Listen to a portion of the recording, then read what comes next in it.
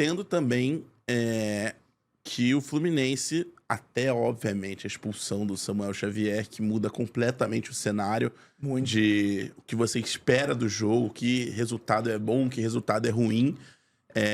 Mas eu entendo o Fluminense querer abrir uma vantagem jogando em casa. Não, porque o com Fluminense certeza. tem tido nessa temporada, ao longo de toda a temporada, o Maracanã como a sua grande força.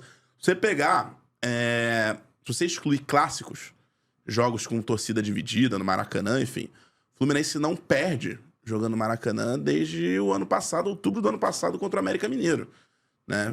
Perdeu, foi no Carioca contra o Botafogo, na final do Carioca no jogo de ida contra o Flamengo e contra o Flamengo na Copa do Brasil. Esses 3 jogos, é tudo com torcida dividida, às vezes até a maioria do adversário. Eu concordo, mas acho aí de novo. Eu acho assim, pela formatação do jogo, até a escalação do 4-2-4 funciona muito bem contra o Olímpia, que é um time mais frágil, um time mais fraco, um time que, assim, não veio pra jogar bola. Contra o Inter, eu acho que, assim, semifinal de Libertadores, eu acho que isso pesa um pouco ainda. Não sei se... Eu acho que foi muito mais um risco. É isso, mas eu acho que assume um risco muito desnecessário pro tipo de jogo que é. É um adversário que você tá acostumado a ver aqui, te assiste muito mais. O que eu acho que vai acontecer? O Fluminense não pode dar esses espaços pro Inter no jogo da volta. Não senão pode. vai sofrer. Não pode começar no 4-2-4 Não pode- no Beira-Rio. Não sei nem se pode. começar.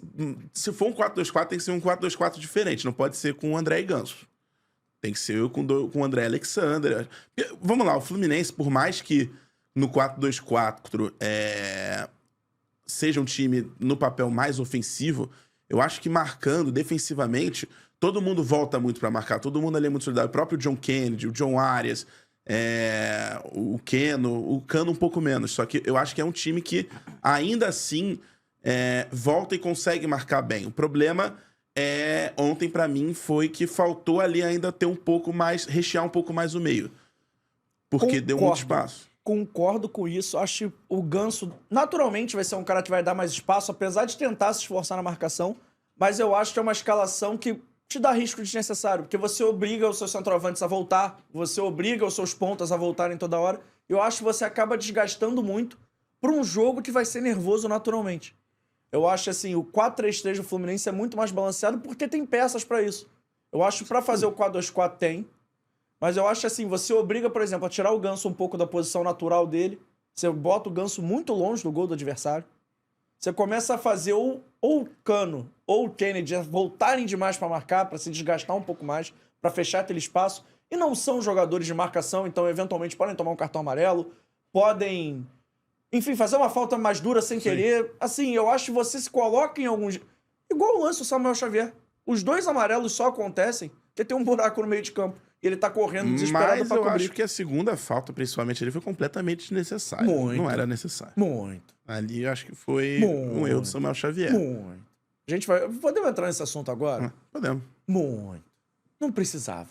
Não. Tava falando isso aqui com o Abner, que é até tricolor, tá ali nas carrapetas hoje. O Abner, pô, mas expulsaram o Samuel Xavier com o segundo amarelo. Eu falei assim, cara, mas ele não pode tomar aquele amarelo. Semifinal de Libertadores. O cara tá indo pra linha lateral. Ele não tava indo sair na cara do gol. Até que ele deu aquele carrinho, era só ele cercar. Vamos lá, eu não... Ainda mais porque ele dá o carrinho, ele tem vantagem no lance, ele se levanta e consegue depois desarmar lá na frente. O cara tá indo O pra lance linha tava lateral. controlado. O lance tava muito controlado. Assim, o time tava bem postado atrás. Não era um contra-ataque desesperador. O cara vai sair cara a cara com o goleiro, 4 contra 2. Não. Era um lance, o Ener Valencia indo pra linha lateral sozinho. O Ener Valencia dá um balão de cabeça, né? Que ele vai, joga a bola pro alto de cabeça. Assim, o lance ele vai brigar. Poderia ter passado batido aquele carrinho. Poderia mesmo. E, obviamente, vamos lá, ainda mais por como terminou o jogo, não dá pra chegar e falar o Samuel Xavier custou a classificação do Fluminense. Obviamente não. Mas pro jogo de ontem, obviamente foi o lance capital do jogo. Claro. Foi decisivo. E eu discordo, né, da reclamação do Diniz depois do jogo. Eu não acho que foi um absurdo a expulsão. O primeiro cartão, na hora, eu falei, achei exagerado. Ainda mais pela forma que o juiz estava administrando o jogo. Ele não tinha aplicado nenhum cartão. Não foi a primeira falta, eu acho, do Samuel Xavier. Tem ainda a discussão se o Nino não teria sofrido a falta antes. Mas não acho um absurdo daquele cartão. Acho que, pelos critérios que ele estava utilizando, talvez um pouco exagerado, mas não é absurdo ter dado o cartão. O segundo cartão, acho que não tem discussão. Eu não consigo ver aquilo que o Diniz fala do Samuel Xavier tirando o pé. Eu acho que ele atinge no que atingiu. Foi uma entrada imprudente, ainda mais sabendo que você tinha acabado de receber. Tinha sido o quê? 10 minutos antes. Você tinha acabado de receber outro cartão amarelo. Então, eu acho que ele poderia ter segurado melhor, controlado melhor e não ter sido expulso nesse lance. A gente tá muito alinhado, que eu falei exatamente isso. Eu não me importo com o primeiro cartão amarelo. O que me importa no final da equação, então eu só tô olhando o final. Ah, mas só tá olhando o resultado final, que é o cara expulso? Sim. Não adianta, eu não vou discutir o primeiro amarelo, porque ele sabia tentar amarelado, não é cartão amarelo surpresa, dobre passo pro próximo. Você prefere o cartão amarelo? Não. O cara tomou um amarelo, ele sabe tentar amarelado. Aí... E só um segredo, um bastidorzinho aqui. Na hora eu falei assim, o Nino tava ali reclamando muito, né, no lance que o Samuel Xavier recebe o cartão, o juiz demora um pouco pra mostrar. Então, na hora, eu tive a impressão de ter sido o cartão pro Samuel Xavier, mas eu fiquei com medo dele ter dado pro Nino por reclamação. Porque o Nino tá pendurado. O Nino tá pendurado. Aí eu vi que o cartão foi pro Samuel Xavier, ufa, ainda bem que foi pro Samuel Xavier. Mal sabia eu. Cara, porque assim, realmente não faz sentido. Ah, pô, é num menino, assim, muito rápido a decisão que o cara tem que tomar. Mas ele tava amarelado. Ele não podia fazer aquela falta. E eu não sei nem se ele acertou o Ener Valencia, se ele não acertou, se ele recolheu o pé, se ele não recolheu. Ele foi imprudente. Ele deu um carrinho ao Léo, assim. Ele deu um carrinho pro nada. Não precisava. É igual no FIFA, quando você... Aí eu vou usar uma analogia ótima aqui. Crianças tapem os ouvidos. Igual quando você tá puto no FIFA. Aí você começa a dar um carrinho assim, meio... Você até não quer pegar, você quer roubar a bola. Só que você dá um carrinho, foda-se. Começa a dar carrinho assim. Foi um carrinho, foda-se. Ele deu um carrinho, literalmente, foda-se. Ele tava no meio de campo, o cara indo pra linha lateral e deu um carrinho. Ele podia roubar a bola e puxar um contra-ataque lindo? Podia. Ele podia acertar o cara e tomar um segundo amarelo? Podia. Qual era a maior probabilidade? O risco. A questão é o risco. Ele assume um risco que beira irresponsabilidade. Porque se o Fluminense perde ontem, a temporada do Samuel Xavier é mágica, é perfeita. Se o Fluminense for eliminado, vai ser, pô, mano, no primeiro jogo, sabe? Não vai ser culpa dele, mas ele deu mole. Fica a marca, né? Fica a marca do ele deu mole. E ele deu mole mesmo. Acha assim, a culpa é do Samuel Xavier? Não. O Samuel Xavier é o principal responsável pela eliminação? Não. Mas que vai ser assim... Vai ter um asteriscozinho, né? Vai ser lembrado. Vai ser lembrado. E porque toda eliminação ou todo não título tem alguma coisa marcante. O que tá sendo o desequilíbrio desse confronto com o Inter até agora é esse cartão amarelo que ele tomou desnecessário. Eu acho até que, assim, pelo que era o jogo, do 11 contra 11, até a expulsão do Samuel Xavier, muita gente fala que a justiça no futebol só não é justo quando o juiz erra. Mas, assim, pelo que era o jogo até ali, um empate não é um placar absurdo. Pelo contrário, eu acho que é muito justo. O Fábio já tinha feito alguns milagres, o jogo estava muito equilibrado.